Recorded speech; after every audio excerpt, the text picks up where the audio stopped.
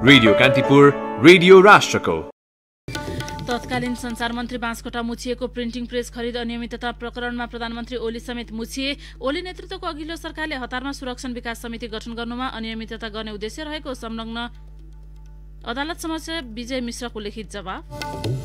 चीनको तिब्बतसँग जोडिएको बझाङको उरै नाकाबाट जडीबुटी र वन्यजन्तुको खुलेआम तस्करी। यो वर्ष मात्रै 1 क्विन्टल भन्दा बढी यार्सा चोरी निकासी। मल बिउ र मूल्यमा किसानलाई वर्षेनी आश्वासन मात्रै, बिचौलियाका कारण कृषकले सरकारले तोकेको न्यूनतम समर्थन मूल्य समेत पाउँदैनन्, सरकारको अनुगमन पनि फितलो। ट्रम्पले राष्ट्रपति निर्वाचनको मतपरिणाम स्वीकार नगर्नु लज्जास्पद भएको बाइडेनको भनाई। मतपरिणाम आफ्नो पक्षमा रहेकाले शासन सत्ता सञ्चालनमा कसैले रोक्न नसक्नेमा जोड।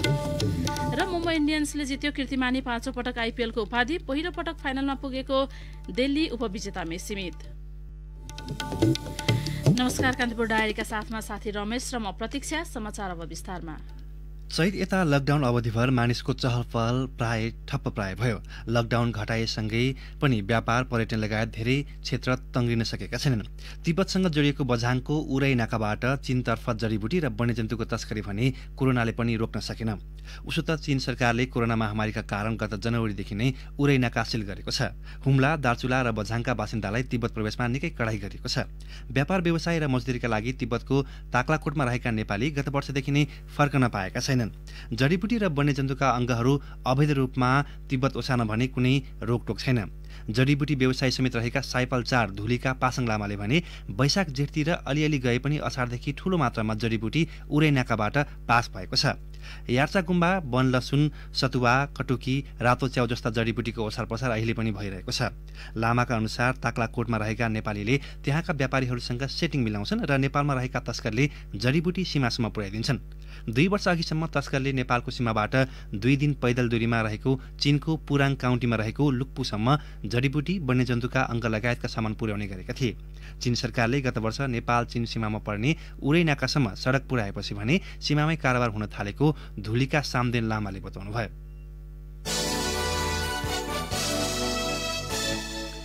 तत्कालीन संचार मन्त्री गोकुल मास्कोटाको अडियो टेप रेकर्ड गरेर चर्चामा आएका विजय प्रकाश मिश्रले सेक्युरिटी प्रिन्टिङ प्रेसको खरिद अनियमिततामा प्रधानमन्त्री केपी शर्मा ओली पनि संलग्न भएको आरोप लगाएका छन्। जापानबाट फर्किए लगत्तै जिल्ला अदालत काठमाडौँमा उनले पेश गरेको लिखित जवाफमा तत्कालीन संचार मन्त्री बाँसकोटाले डिल गरेको अनियमिततामा प्रधानमन्त्री ओली पनि संलग्न रहेको उल्लेख छ।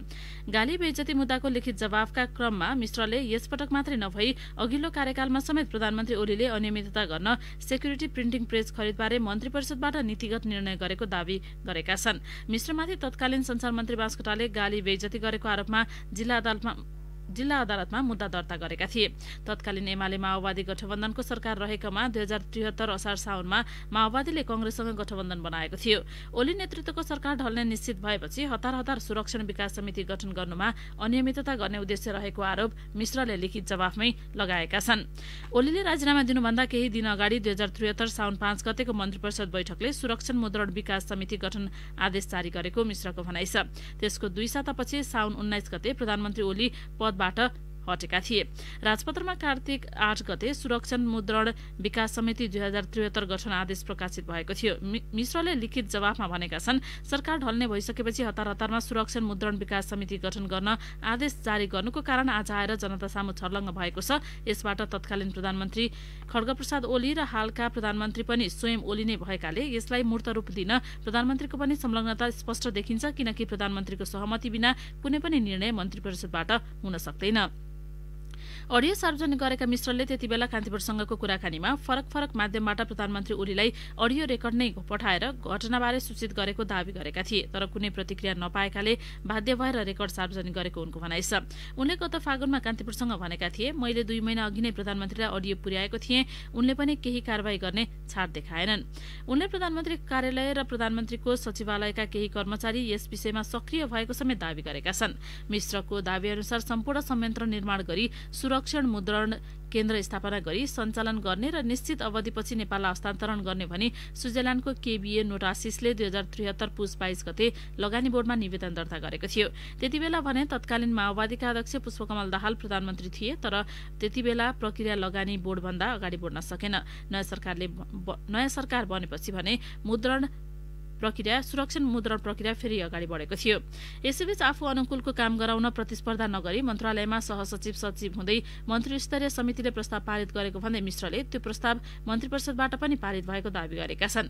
मन्त्री परिषदको समितिमा तत्कालीन सञ्चार मन्त्री बास्कोटा, परराष्ट्र मन्त्री प्रदीप ग्यावालीका साथै तत्कालीन अर्थमन्त्री युवराज खतिवडा समेत थिए। प्रिन्टिङ प्रेस खरिदबारे 2076 कार्तिक 20 गते मन्त्री परिषदले सैद्धान्तिक निर्णय गरेको थियो। मिश्रको दावी अनुसार सरकारले खरिद गर्न लागेको प्रेस जर्मन कम्पनी भेरिडसको आफ्नै उत्पादन होइन, उसले स्विस कम्पनीबाट किनेर फेरि नेपालमा बेच्न खोजेको थियो। मेसिन उत्पादन गर्ने नभई आईटी कम्पनीबाट प्रेस खरिद गर्न लागि थियो, जसबाट अरू मन्त्रालयका काममा हस्तक्षेप भएको थियो। त्यसैलाई बल पुर्याउन 2076 भदौ 11 गते अन्तिम चरणमा अन्तर्राष्ट्रिय स्तरको पासपोर्ट छपाई सम्बन्धी टेन्डर रद्द भएको मिश्रको दावी छ।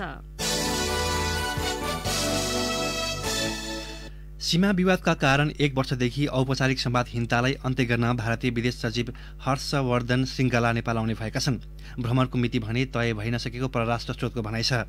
परराष्ट्र मन्त्रालयका उच्च अधिकारीले भने भ्रमणका लागि केही दिनदेखि नै छलफल जारी थियो। भारतीय सञ्चार माध्यमहरूले भने श्रृङ्गलाको नेपाल भ्रमणको मिति नै तय भइसकेको जनाएका छन्।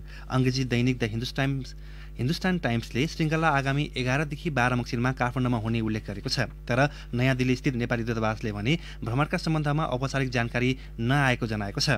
दूतावासका प्रवक्ता हरि ओडारीले कान्तिपुरसँग भन्नुभयो, हामीलाई अझैसम्म औपचारिक जानकारी आइसकेको छैन। गत वर्ष पुसमा भारतको विदेश सचिवको जिम्मेवारी सम्हालेका श्रृङ्गलाले पहिलो पटक आफ्नो निकट छिमेकीको भ्रमण गर्न लाग्नु भएको हो। अघिल्लो वर्ष कार्तिकमा भारतले कालापानी लगायतका क्षेत्र समेटेर नयाँ राजनीतिक नक्सा प्रकाशन गरे यता दुई देशबीचको सम्बन्धमा चिसोपना छ।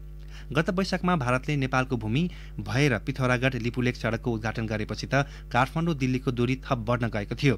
सम्बन्ध हार्दिक नभएकै कारण बंगलादेश र मालदिप्स लगायतका छिमेकी मुलुकको भ्रमण गरिसके पनि श्रृङ्गलाले नेपाल भ्रमण भने तय हुन सकिरहेको थिएन। जबकि नेपालले सीमा लगायतका विषयमा विदेश सचिव स्तरीय छलफल गर्नका लागि आग्रह गर्दै आएको थियो। सन् 2014मा सम्पन्न नेपाल भारत मन्त्री स्तरीय संयुक्त संयन्त्रको बैठकमा कालापानी र सुस्ता सम्बन्धी विवाद प्राधिकरणको सुझावका आधारमा विदेश सचिव स्तरमा टुङ्ग्याउने निर्णय भएको थियो। नेपालले सो संयन्त्रको बैठकका लागि गर्दै आएको आग्रहलाई कहिले वातावरण अनुकूल नभएको त कहिले कोरोना भाइरसको महामारी भन्दै भारतले पन्छ्याउँदै आएको छ। स्रोतका अनुसार श्रृङ्गलाले काठमाडौँ बसेका क्रममा अघिल्लो महिना मात्र परराष्ट्र सचिवको जिम्मेवारी सम्हालेका भरतराज पौडेलसँग द्विपक्षीय बैठक गर्नुहुनेछ, जसमा सीमा सम्बन्धी विदेश सचिव स्तरीय संयन्त्रको आगामी बैठक लगायत द्विपक्षीय एजेन्डाहरूमा छलफल हुनेछ। यसबाहेक विगत 25 वर्षदेखि चर्चामा रहे पनि ठोस रूपमा अघि बढ्न नसकेको करिब 2500 परियोजना लगायतका विषयमा छलफल हुने सम्भावनाहरू रहेको बताइएको छ। हरेक वर्ष जस्तै यो वर्ष पनि धान बाली लगाउने मुखमै किसानले रासायनिक मलको अभाव भोगे। धानपछि गहुँ बालीलाई अभाव हुन नदिन कृषि तथा पशुपन्छी विकास मन्त्रालयले बंगलादेशबाट पैँचोमा मल ल्याएर भए पनि किसानलाई सहजै उपलब्ध गराउने आश्वासन बाँड्यो। गहुँ छर्ने समय सुरु भइसक्यो, तर अहिलेसम्म किसानले मल पाएका छैनन्। किसानलाई बचतको ग्यारेन्टी गर्न सरकारले बाली लगाउन अगावै मोटा धानको मूल्य प्रति क्विन्टल 2735 रुपियाँ र मध्यम धानको 2885 रुपियाँ तोक्यो। सो मूल्यमा व्यापारीले खरिद नगरे सरकार आफैले किन्ने जनायो, तर बिचौलियाले सरकारी दरबाउ भन्दा क्विन्टलमै करिब 800 रुपियाँसम्म कममा खरिद गरिरहेका छन्। उखु किसानले चिनी मिलबाट विगतमै पाउनुपर्ने बक्यौता पाउन सकेका छैनन्। गत वर्ष किसानहरू काठमाडौँ आएर आन्दोलन गरेपछि उद्योग वाणिज्य तथा आपूर्ति मन्त्री लेखराज भट्टले उद्योगी र किसान बीच 1 महिनाभित्र बक्यौता भुक्तानी गर्ने गरी सहमति जनाएका थिए, तर किसानले बक्यौता रकम पाएका छैनन्। गत आइतबार मन्त्री भट्टलाई ज्ञापन पत्र बुझाउँदै किसानले बक्यौता रकम नपाए छट लगत्तै सिंहदरबार घेराउ गर्ने चेतावनी समेत दिएका छन्। उल्लेखित घटना केही उदाहरण मात्रै हुन्। चिया, अलैची, किवी, बालीको समस्या पनि उस्तै छ। यी बालीका लागि पनि किसानले समयमै मल पाएका छैनन्, जसका कारण उत्पादन घटेको र लागतभन्दा कम मूल्यमा फसल बिक्री गर्न किसान बाध्य भएका छन्। हरेक पटक नयाँ मन्त्री सचिव फेरिदा समस्या तत्काल समाधान गर्ने दावी गरे पनि किसानका समस्या कहिले समाधान हुन सकेका छैनन्। किसानले कहिले सरकारको अनुभूति गर्न नपाएको राष्ट्रिय कृषक समूह महासंघ नेपालका संस्थापक अध्यक्ष उद्धव अधिकारी बताउनुहुन्छ। सरकारले किसानको अभिभावकत्वको दायित्व पूरा गर्नुभन्दा उनीहरूमाथि झनै खेलवाड गर्दै आएको उहाँको आरोप छ। उहाँले भन्नुभयो, किसानको समस्या एकातिर छ, तर सरकार अर्कोतर्फ देखिन्छ। मन्त्री सचिव फेरिएपछि केही गर्न खोजे जस्तो गरे पनि तलब सेवा सुविधा आफूलाई केन्द्रमा राखेर मात्रै गरेको छ। जुनसुकै पार्टीको सरकार आए पनि किसानलाई केही फाइदा भएन। महासंघका अनुसार करिब 60% धान सस्तो दरमा अहिले बिक्री भइसकेको छ। कान्तिपुर डायरीमा अब ब्रेकको पालो। अब कान्तिपुर सविस्तारको पालो। कान्तिपुर सविस्तार। आम नागरिकले सुरक्षा संगठनमा राष्ट्र देख्छन्, त्यसैले सरकारले सामरिक सुरक्षा र व्यापारिक महत्त्वका दृष्टिले संवेदनशील मानिएका सीमा क्षेत्रमा समेत सुरक्षा तैनाथी बढाउँदै गएको छ। सीमा सुरक्षालाई व्यवस्थित गर्न सरकारले दार्चुलाको छारुङदेखि नवलपरासीको सुस्ता हुँदै ताप्लेजुङको ओलाङचुङ गोलासम्म बोर्डर आउटपोस्ट बीओपी स्थापना गरेको छ। 2 वर्षभित्र सरकारले भारत र चीनसँग सीमा जोडिएका स्थानमा बीओपीको संख्या 500 पुर्याउने लक्ष्य लिएको छ। तर स्थापित बीओपीहरू पनि व्यवस्थित त छैनन् नै, स्रोत साधन पर्याप्त छैन। केही स्थानमा घर भाडामा लिएर त कतै खाली सरकारी कार्यालयहरूमा बीओपी स्थापना गरिएको छ, कतै विद्यार्थीलाई पढ्नबाट वञ्चित गरेर विद्यालयमै बीओपी स्थापना गरिएको छ।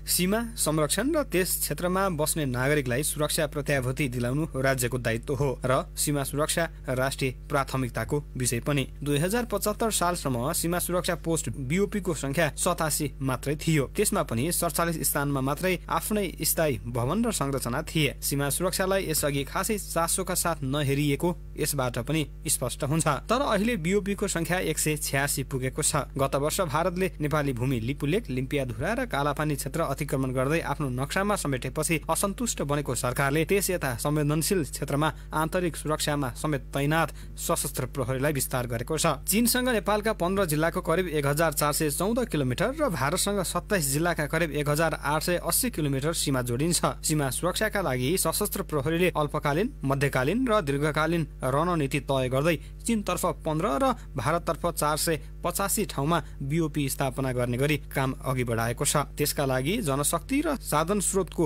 व्यवस्थापन हुनुपर्ने सशस्त्र प्रहरी प्रवक्ता डीआईजी राजु अर्याल बताउँछन्। तत्कालै पहिलो चरणमा 281 बीओपी पुर्याउने लक्ष्य छ। त्यसपछि नेपाल सरकारको 500 वटा बीओपी पुर्याउने लक्ष्य अनुसार जग्गा प्राप्ति गर्ने कामहरू अहिले ठाउँ ठाउँमा भइरहेको छ। त्यसलाई भवन निर्माण र अन्य साधन स्रोतहरू आउने क्रममा छ। त्यो आइसकेपछि टोटल बीओपीको संख्या 500 पुग्छ। 10,000 जति जनशक्ति अपुग हुन्छ बीओपीको लागि मात्रै भनेर। तर बीओपी स्थापनासँगै सम्भावित चुनौतीको सामना गर्न पूर्वाधार र साधन स्रोतको अवस्था भने दयनीय छ। मोटर बाटो, बिजुली र दूरसञ्चारको कमजोर पहुँच भएका ठाउँमा सुरक्षाकर्मी खटिए पनि आपतकालीन अवस्था आइलागेमा सामना गर्ने संयन्त्रतर्फ भने सरकारले ध्यान दिएको छैन। चीनतर्फ 12 महिना हिउँ पर्ने र जम्ने स्थानमा सुरक्षा फौजलाई तैनात गरिएको छ। तर आपतकालीन अवस्था आउँदा सामना गर्ने स्रोत साधन अझै व्यवस्थापन भने भएको छैन। कदम कदाचित ब्यारेक र सुरक्षाकर्मीमाथि कहीँ कतैबाट हमलाको स्थिति आयो भने प्रतिकारका लागि आवश्यक पर्ने संयन्त्रबारे सरकारले के सोचेको छ भन्ने प्रश्नमा गृह मन्त्रालयका प्रवक्ता चक्रबहादुर बुढा भन्छन्। त्यस्तो अवस्था होला भन्ने छैन हैन। त्यो हुन सक्ने चाहिँ सम्भावना लाई पनि अब मध्यनजर गरेर त्यही खालको तयारी हुन्छ, त्यही खालको ब्याकअप कुरा हुन्छ, त्यो खालको चाहिँ आफ्नो तयारी पनि हुन्छ। भनेको सरकार पूर्ण रूपमा तयारमा छ। तयार छ एकदमै। अरूलाई सुरक्षा दिने अथवा चाहिँ सीमाको सुरक्षा गर्ने भनेर खटेको जनशक्तिलाई त राज्यले चाहिँ अब न्यूनतम सुविधा दिनु पर्यो। सरकारले दिनुको निम्ति पनि अब हामीसँग के कस्तो चाहिँ इक्विपमेन्टहरू छ, के कस्तो सुविधा छ त्यो दिने, नभएको चाहिँ के चाहिन्छ, कसरी गर्न सकिन्छ भनेर चाहिँ त्यो पनि हिसाब किताब गरेर आकलन अध्ययन गरेर त्यो व्यवस्थापन गर्ने भन्ने हो। बीओपीहरू प्राय घर भाडामा लिएर राखिएका छन्, त कतै खाली सरकारी कार्यालयहरूमा स्थापना गरिएको छ। हाल एउटा बीओपीबाट अर्कोसम्मको दूरी 13 देखि 18 किलोमिटरसम्म छ। 500 वटा बीओपी स्थापना गरिए एउटा बीओपीबाट अर्कोमा पुग्न 4 किलोमिटर भन्दा कम दूरी लाग्नेछ। भारतले नेपालसँग सीमा जोडिएका 530 स्थानमा 3 किलोमिटरको दूरीमा एसएसबी राखेको छ। तर सीमामा सुरक्षाकर्मीको तैनाथी मात्र बढाउनु भन्दा पनि त्यहाँ खटिने सुरक्षाकर्मीका लागि विशेष तालिम, हतियार तथा प्रविधि मैत्री बनाउनु पर्ने बताउँछिन् सुरक्षाविद इन्द्र अधिकारी। संख्या बढाउँदैमा ठुलै कुरो भयो भनेर भन्नु पर्दैन। संख्या सँगसँगै के पनि हुनुपर्छ भन्दा त्यही हिसाबको तालिम हुनु पर्यो, त्यही हिसाबको सोफिस्टिकेसन हुनु पर्यो हैन। राज्यले जे जति प्रोत्साहन गर्नुपर्ने हो आर्म पुलिस फोर्सलाई त्यो ढङ्गले प्रमोट गरेर देखिँदैन कि। सीमानाको लागि जुन विशेष खालको ट्रेनिङ हुनुपर्ने हो अथवा विशेष खालको फेसिलिटी हुनुपर्ने हो त्यस्तो पनि छैन। सीमाविद बुद्धिनारायण श्रेष्ठ हतियार सहित सुरक्षाकर्मी सीमामा उभिँदा जनताले सरकारको अनुभूति गर्न पाए पनि सीमा अतिक्रमण हुँदैन भनेर ढुक्क हुने अवस्था भने नभएको तर्क गर्छन्। सुरक्षा कर्मीहरूलाई राखेपछि अतिक्रमण हुँदैन भन्ने त कुरा आएन। तर के भनेदेखि अब अब्जर्भेसन, सुपरभिजन चाहिँ पुग्छ है। कुनै ठाउँमा अतिक्रमण भयो, जङ्गे खम्बा ढल्यो भनेदेखि त्यो जानकारी चाहिँ लिन सकिन्छ। सुरक्षा नै हुन्छ भनेर चाहिँ म भन्न सक्दिनँ। अब जनताहरूले अलिकति सुरक्षा अनुभव गरिराखेको छ। पहिले सरकारको उपस्थिति थिएन अघि। सीमानामा काडेतार र पर्खाल लगाउनु पर्ने माग मात्र होइन, नेपाली सेनालाई नै सीमामा तैनात गर्नुपर्छ भन्ने आवाज पनि बेला बेला सुनिने गरेको छ। सीमा क्षेत्रमा सुरक्षाकर्मीको उपस्थितिले अतिक्रमणको मारमा पर्दै आएका र लामो समयदेखि सीमाको सुरक्षामा खटिएका स्थानीयलाई होस्टेमा हैसियत थपेको छ। भारतीय जनताको आक्रमणबाट बचाउन आवश्यक हतियार र सुविधा सहित सीमामा सुरक्षाकर्मीलाई खटाइए 10 गजाभित्रका जङ्गे पिलर सुरक्षित रहने थियो कि। रेडियो कान्तिपुरका लागि प्रिन्स गौतम। कान्तिपुर सविस्तार।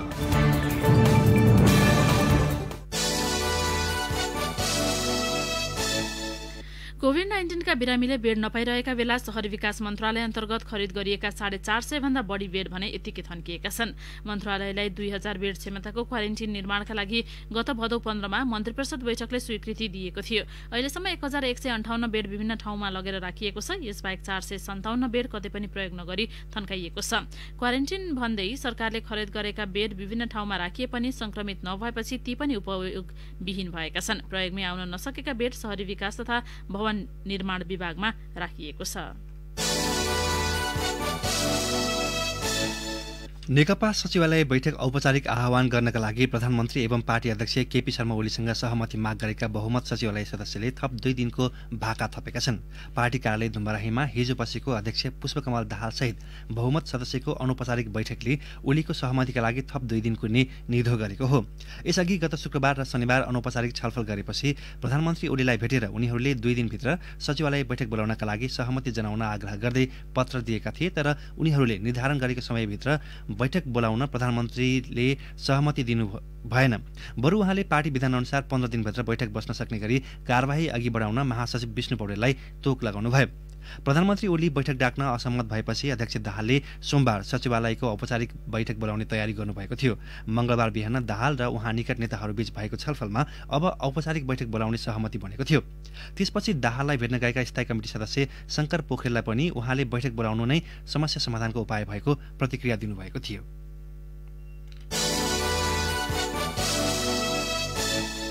कंग्रेसको महाधिवेशनमा आफ्नो अधिवेशन गराउन नसकेका भ्रातृ संस्थाले मताधिकार प्रयोग गर्न नपाउने भएका छन्। पौडेल पक्षको माग सम्बोधन गर्न सभापति देवालले बोलाएको अनौपचारिक बैठकमा म्याद सकिएर वर्षौंदेखि तदर्थमा चल्दै आएका भ्रातृ संस्थाले अधिवेशन बेगर महाधिवेशन प्रतिनिधि चयन गर्न नपाउने समझदारी जुटेको हो।